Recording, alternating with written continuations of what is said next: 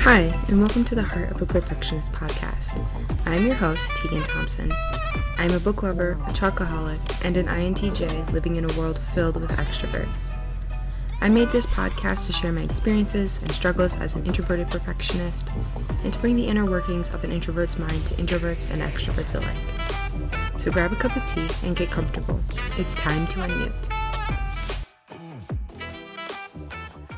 Hello everyone, and welcome to another episode of the Heart of a Perfectionist podcast. I am just going to dive right into this episode.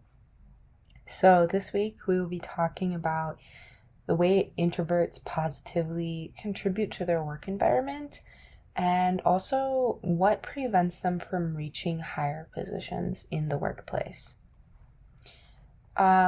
So to start, some stereotypical thoughts about introverts that we've kind of previously covered, but not specifically talked about regarding work environments and introverts as employees. So one of those things is introverts like to work alone. And that kind of just has a lot to do with how they think and process things, and also how their energy works. You know, it's really draining to be around people for long periods of times, and working in groups often drains that energy. And so working alone allows you to completely think on your own and do things exactly the way you imagine it, and also remain energized. So while this may be true that introverts like to work alone, it is also true that introverts know when they need help, and that may be mentally, like bringing in some extra brains, or physically also. Maybe they don't have the strength or something to build whatever they need to build, or whatever it is. Introverts often are very aware of not necessarily their flaws, but their shortcomings and the things that they're not strong in or that they don't exceed in well. And so they know when they need help, and they know when to bring in that help so that they can succeed to the best of their ability and to the best of the company or the department's ability, whatever it is. Another stereotype is that introverts don't build connections with coworkers at all or well. And this is not true. And I know this because I am an introvert, and I have worked in multiple places, and I've made friends everywhere I've worked so far. And introverts, they make connections and they build friendships with coworkers. But as I've talked about previously with relationships, introverts take more time to build these relationships. And again, that depends on the introvert. It could be a couple weeks, it could be a couple months, it could be a year, it could be a couple years, I don't know. It depends on the introvert, but it often takes a lot longer to build those relationships compared to extroverts. However, those relationships are going to be deeper and more meaningful. So some examples I have is I worked at a restaurant for a couple years during college, and I made some amazing friends, and I was so glad to meet them.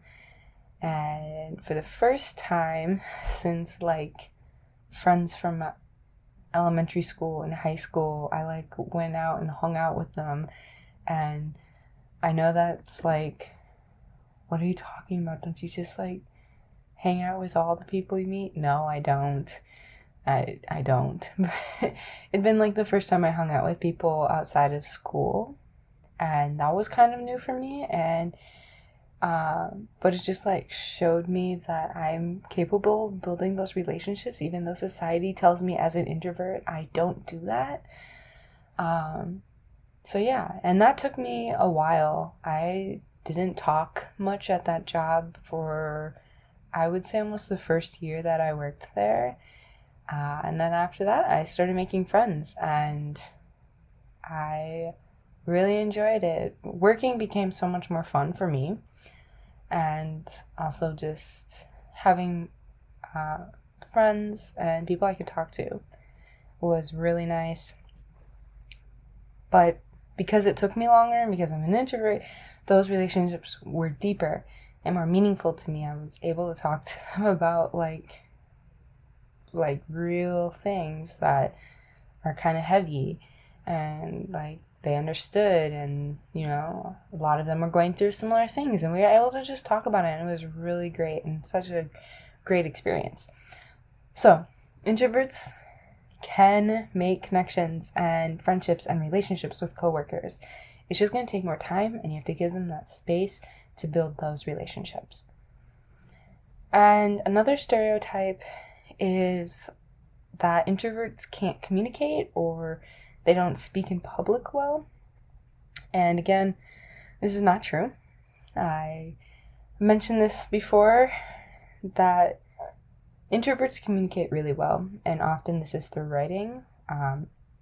When speaking, trying to get your thoughts from your head out through your mouth is a little more difficult, just because of the way introverts think. But written communication is usually really good with introverts. And that doesn't mean that introverts can't communicate through spoken language. They do, and they can still do it well, even on the spot, when they know it's needed. And usually, even though it may seem like it's on the spot, the introvert has anticipated this conversation, has thought about all possibilities of the way the conversation can go and how they would respond. So it's not necessarily on the spot for the introvert, but in the perspective of the conversation happening for the first time, it is. And so they can still usually communicate fairly well. And this is completely false with public speaking.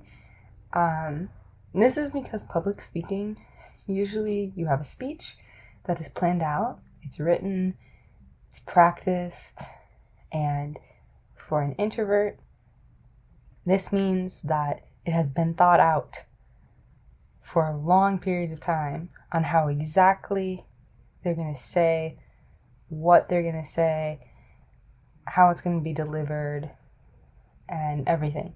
Like, it's been planned out to the word specifically, and they know how they're going to deliver it.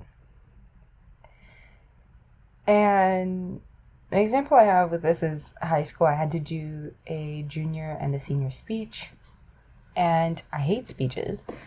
I've had to do multiple speeches, actually, but I'm going to specifically talk about these. I hate speeches. And for me, that's just, if I could take a test or write a paper instead of give a speech, I would do it. That's just me. I know there's a lot of people out there who like speaking in public, so good for you. Use that. That is a gift. That is a beautiful gift, and please use that. But yeah, I had junior and senior speeches, and I knew exactly what I was going to say. I wrote it down to the word of exactly what I was going to say, and I did not deviate from my script at all. We could only bring an outline up when we were giving the speech, so I practiced, I kid you not, hundreds of times to make sure I knew exactly what I was going to say for my speech so that I would not stray from that script. So public speaking for introverts is pretty well overall, but obviously get nervous or stressed out or something if it's something really big, and that can cause complications. But usually, since it's so planned out, there's not that much of nervousness involved. For me, I'm also slightly shy, so getting up in front of, and talking in front of people in general is kind of just not my thing. So I always get nervous. But for an introvert who's not shy, if it's well practiced, I would assume they don't have that like really nervous, stressed out feeling, but I don't know. Let me know if you are one of those introverts. So those are kind of just some very general, big stereotypes that a lot of people think about introverts as employees or people in a workplace. So I kind of want to talk about introverts as leaders, because there have been multiple studies on introverts in leadership roles and how that affects the team that they lead and the company in general.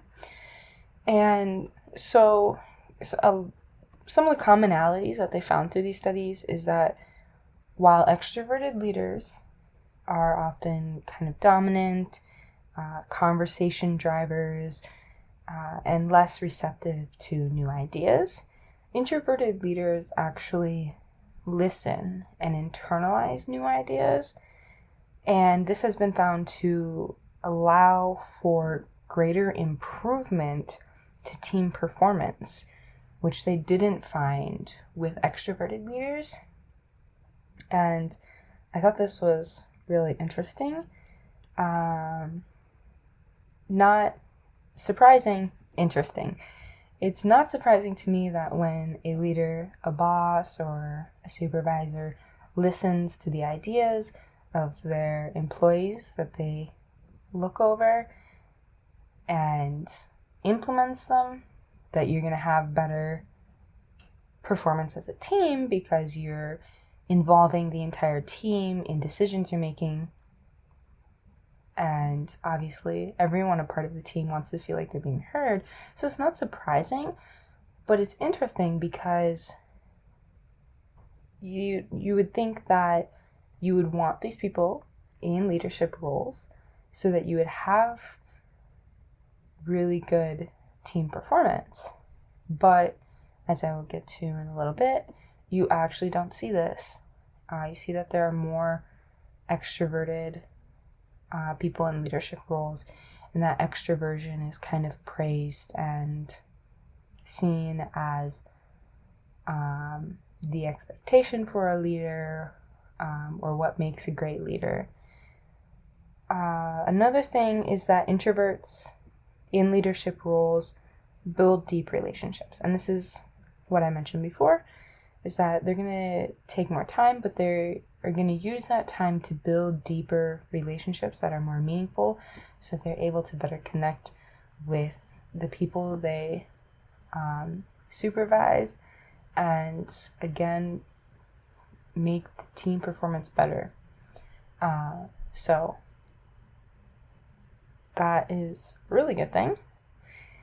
And another thing is that introverted leaders tend to be more open to learning how to be adaptable. And this is more than extroverted leaders. And this is only because an introvert in a leadership position knows the belief that society holds of what a leader should look like. That being someone who is talkative, someone who is going to drive conversations, someone who's going to be loud, someone's going to be kind of dominant, right? And so introverts will look at this as a challenge and be like, I can do that. And they will push themselves to be adaptable and be more extroverted in the workplace in a way that values and benefits the team. So those are some of the things that kind of works well for leaders who are introverted. But where does the workplace fail introverts in this? So, as I just mentioned, if there are many great attributes to introverted leaders, why are the majority of leaders extroverted? And I don't know if this is something people think about often, but with everything that's been going on in the US in general, with Black Lives Matter and promoting diversity, feminism, promoting more women in higher positions, the LGBTQ plus community, and encouraging and promoting them into the workplace as well. I feel like diversity is looked at specifically only as physical traits, when that's not true. Diversity is also in the way people have different personalities, and I feel like you don't see that level of diversity or any focus placed on making diversity in that area, especially with people in leadership roles, because there's so many who are extroverted, and you don't see the push of trying to get introverts into those positions as much, even though we need that diversity. And I'm not saying this just from an introverted, extroverted standpoint. I'm saying this from all different standpoints. There's so many different personalities and ways that people think and do things that can benefit a company or a team that is just not really focused on at all. And I think it should be, because it is a part of diversity, and kind of is essential to making every employee feel like they belong in the workplace. And I say this because, especially now, there's a huge over-reliance on collaboration. And in a book called Quiet by Susan Cain, this is referred to as groupthink. And I really want to go back and read this book because it's such a good book. But yeah, so groupthink is this process of decision making as a group that kind of leads to the discouragement of independent thinking and creativity. And as you could imagine, this is not good. So when you kind of like put a heavy emphasis on bringing people together as a group all the time and coming up with ideas and new ways of doing things and stuff like that as a group rather than individually, you're kind of eliminating and discouraging people from thinking independently and coming up with their own ideas. Also, this is going to lead to conformity. People want to feel like they belong, and if that means going along with what a majority of the group is saying, even though they may not agree with it or they may not think it's going to work well, people will still do it because they want to conform and you want to feel like you belong. And so when you have this heavy emphasis on always thinking together as a group, you remove a lot of possibilities and potential that your team and your company could have. So why think independently? Introverts are really good at this, right? They're really good at thinking independently. And as I just mentioned, it will continue to encourage this independent thinking and creativity and bring in new ideas. It also lead to more efficiency when you come together as a group, because when you think independently and you come up with your own ideas, you kind of organize things, and you come together as a group, that stuff is already thought up, organized, and can be presented to the group. And now you have multiple ideas that may not have ever been presented, or a different way of doing something, and it just leads to more efficiency because you're actually not in the group spending time thinking. You've already done the thinking, and now you're coming together to find what could be most effective, most efficient for the team, right? Another way that the workplace fails introverts is this assurance and kind of reassurance culture that happens. So there's like this constant need for everyone to be involved in your work.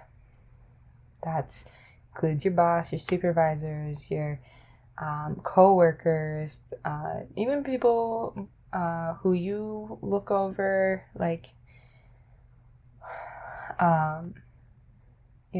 everyone wanting to check in with you, and all this kind of stuff. And while this is good, it can also be kind of draining and inefficient.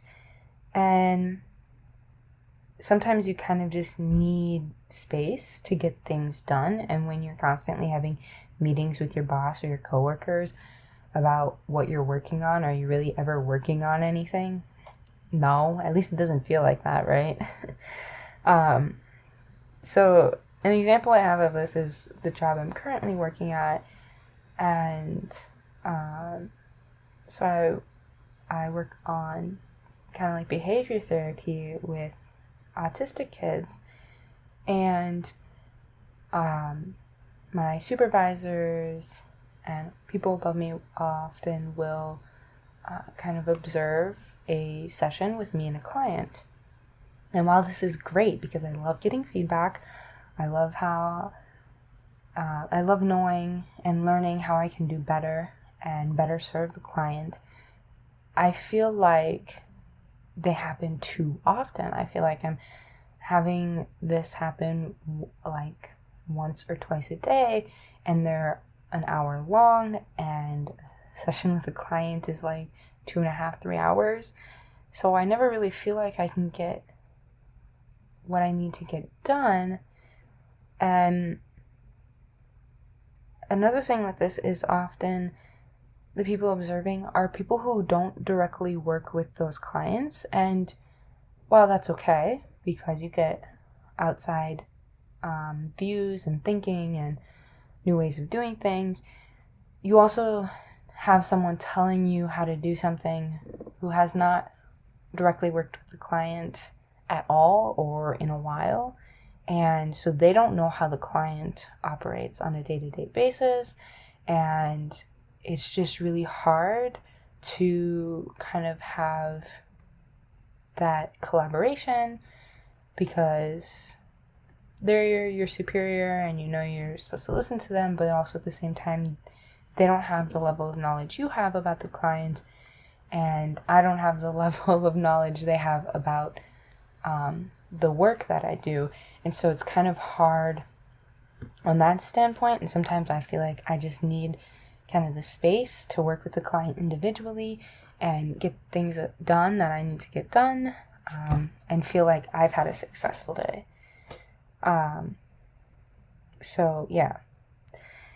And another thing is that there is this constant expectation to be social. And when I say constant, I say constant. I mean, the moment I show up to work, I feel like I'm supposed to be energetic and talkative and start a conversation whenever one dies down, and it's like supposed to be just talk. And then even on break, I feel like I'm supposed to sit in the staff lounge and eat my lunch and have conversation after conversation in the staff lounge. And it's not bad. I enjoy talking to them and having the conversation. It's just very draining. And for me, I like to just sit back and listen. And I know that maybe they think that's weird, but for me, it's how I maintain my energy throughout the day. Otherwise, I would be completely exhausted at the end of the day and not like even be able to drive home. I'd be like that tired. So yeah, socializing is good in moderation, and I think it promotes a healthy work environment when everyone feels like they can talk to each other. But again, in moderation, because too much can become too draining. And I just don't have any energy in me anymore. So, yeah, that's kind of what I have to say about that. Just kind of on an ending note, I already talked about this, but I think it's so important to kind of build every aspect of diversity, the physical characteristics and attributes people have. So whether that's race, gender, whatever, I think that diversity is so important. I also think different personality types are so important to have diversity in the workplace at every level. So higher levels, medium levels, low levels, whatever you want to call them. There should always be that diversity in every aspect so that everyone feels like they can belong. And I say this because as a biracial woman, I have grown up going to school where I never had a teacher that looked like me. And while you may think, okay, why is that important? It really is, because it's hard to feel like you can relate to them and they can relate to you. And so sometimes learning becomes almost like not unnecessary, but irrelevant, because you don't know if you're learning for a different population of people, or if you're learning for you, or if you're learning for everyone, or you don't know, and it just becomes really hard. And having that in a workplace where you can look at someone who looks like you, but then also you can talk to someone who thinks like you, is very important. To know that you're not the only one, that you feel like you belong. And so yeah, and then also just being mindful of all types of personalities, because everyone is valuable. Everyone has their own strengths and everyone has their own weaknesses, and no matter who that person is, you can always learn something from them. And I think that is so important. I know I've talked to people, and sometimes people are like, oh, why do you care to talk to them? They're not nearly as smart as you, or they don't know as much as you, or blah blah blah. And I'm like, what are you talking about? You're telling me that every experience I've had is greater than theirs? No, you can learn something from everyone. And that is so important to know. And that's why it's so important to have the diversity. So you don't have like-minded people, and then you kind of get stuck in this plateau of no growth. That's why diversity is important, so that people can grow and learn, and so that people and companies and society can improve. So, yeah, diversity. I will always and forever promote diversity. And yeah, so thank you so much for listening to this week's episode of the Heart of a Perfectionist podcast. If you enjoyed this episode, or if you learned anything new, please share with a friend. And as always, have a good weekend, and I look forward to seeing you again next week on the Heart of a Perfectionist podcast.